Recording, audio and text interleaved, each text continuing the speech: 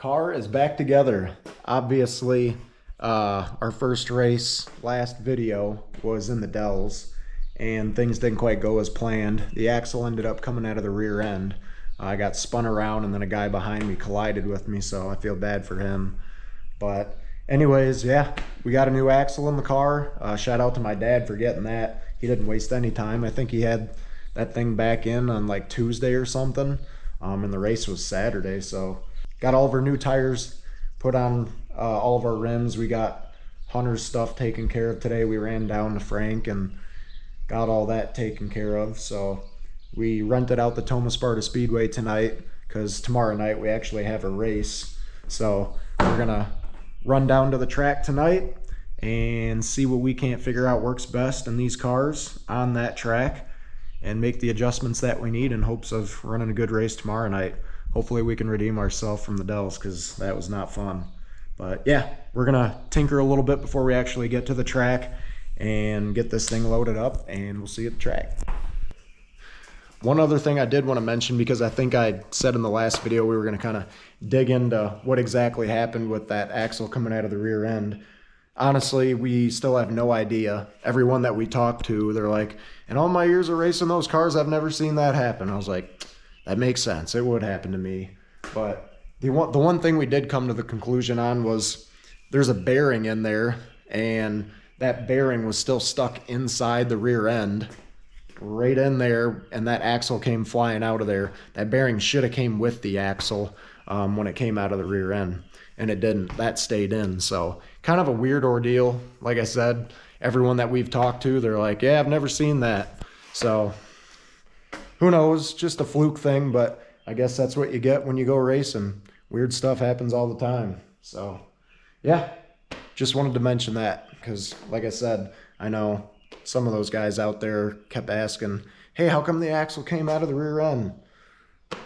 No idea, not a clue, but bearing was still inside and the axle wasn't. It's the only conclusion we came to.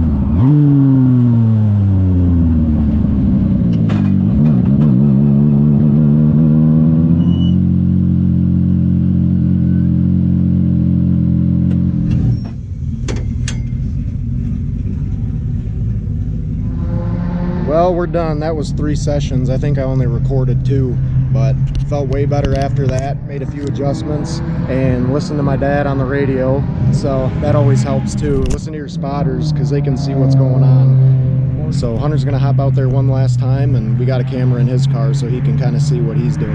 We'll hand over the reins to him for this last little session.